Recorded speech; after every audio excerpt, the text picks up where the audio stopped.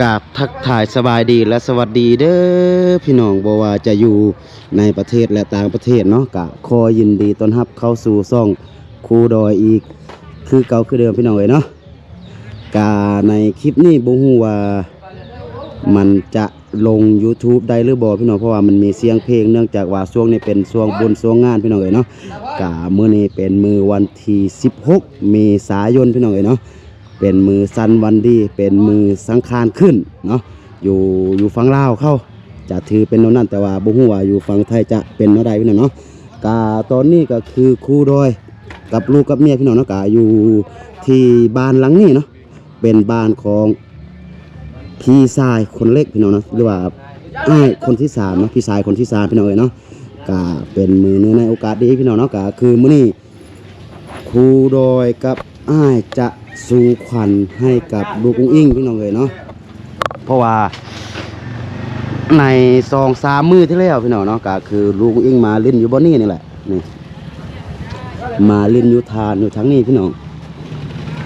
แล้วก็ตกพี่น้องเลยเนาะ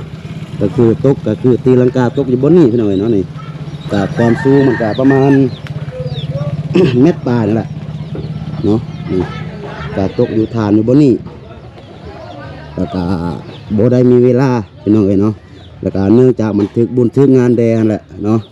นี่ก็เฮือนมันบ่ได้สูงพี่น้องประมาณเมตรปลายนั่นแหละหลวงสูงของเฮือนเป็นเฮือนไม้เป็นเฮือนแบบสมัยตะกี้แบบดั้งเดิมพี่น้องเอ้ยเนาะสมัยตอนพุ่นละได้10 ปลายปี20 ปลายปีพุ่นแหละเฉพาะเฮือนหลังนี้นะเนาะแล้วก็ลุงอึ้งมาเล่นอยู่พี่เล่นอยู่พี่แล้วก็ตกทางนั้นพี่น้องก็คือขึ้นอยู่บนหันแล้วก็ตีลังคาตกอยู่บนหันเนาะแล้วก็มือนี่เป็นมือเนื้อในโอกาสดีมือสั้นวันดีพี่น้องเนาะก็คือจะสู่ขวัญเอิญขวัญลุงอิงพี่น้องเนาะนี่กะท่านนี้กะเป็นจูไอเขาเป็นหมู่ของอ้ายนี่กะมาแต่งครบแต่งกินให้นี่สบายดีบ้างพี่จะได้สบายดีโดยนี่อันนี้ก็อาจารย์ใหญ่ผู้ซกพร้อมถูกจุนี่ซอยจุพี่น้องเนาะยอดทั้งแตงกินแล้วก็ทั้งแก้มไปพร้อมส่วนทางนี้ก็จะเป็นเอื้อยไผ่พี่น้องเนาะกำลังเกี่ยมเฮ็ดพาควัน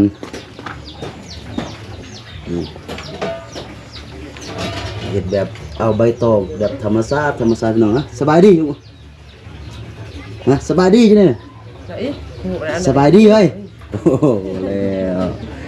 นี่อันนี้ก็ลุงอิงสบายดีลูกมาสบายดีก่อนสบายดีก่อนนะนี่สบายดีป้าโตกินอันนอคมยังเอานอคมป้าไปหน่อยเนาะสบายดีก่อนสบายดีสบายดีดีสบายดีก่อนสบายดีดีมาสบายดีพิงสบายดีพิง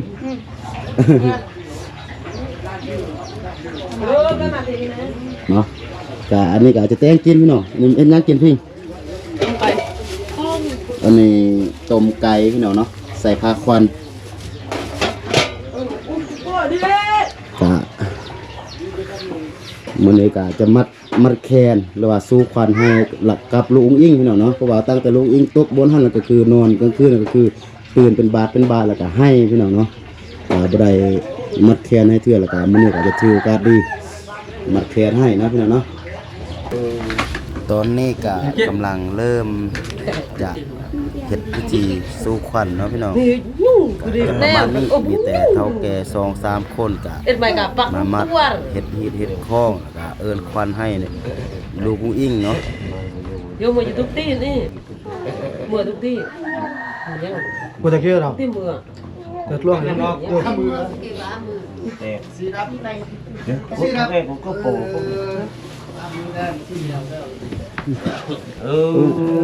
กินสันกินสันโมโลเลยก็ซาลูกาเปียซาลูสกินก็ผ่านมาพี่แม่แก้มาฮอนมา lập chưa kết hân man bên biểu con em bên cụ tu nơi bên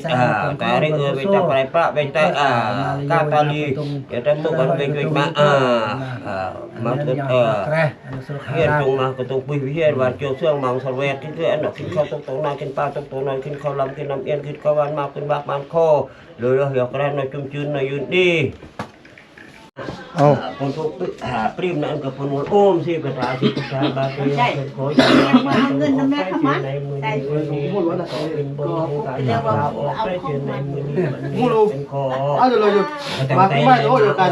này muni học thiên có yêu khâu càng nào ở phải chuyện này muniวันนี้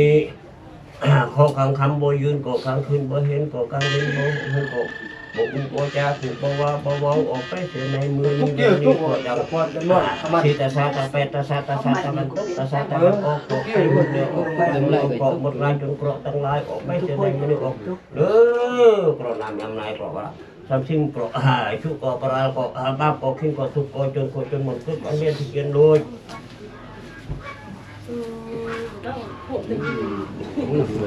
này cứนั่นlà trong thực tiễn lâu bảo thao ke cái này này tên cái rong tị thế này có thể tất cua được không? Có làm là tất cua. kết của bốn của cuối ăn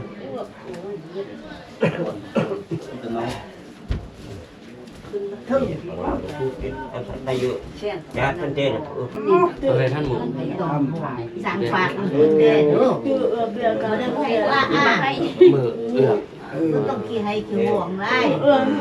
ให้มุดต้องความผูกกระช่างเป็นสุดที่เป็นหัวหน้าเป็นการเป็นหน่วยน้อยเก่งใช่ไหม cung phổ với lực lượngอยากไรcung phổ với lực lượng Nàng luôn xem phải chút. นี่เอาลินรอดเอาลินรอดทั่วลินกับน้ำจิตตุกดึกอะไรตุกเอ็ดเนี่ยปุ้นมีแต่กุ้งแหละ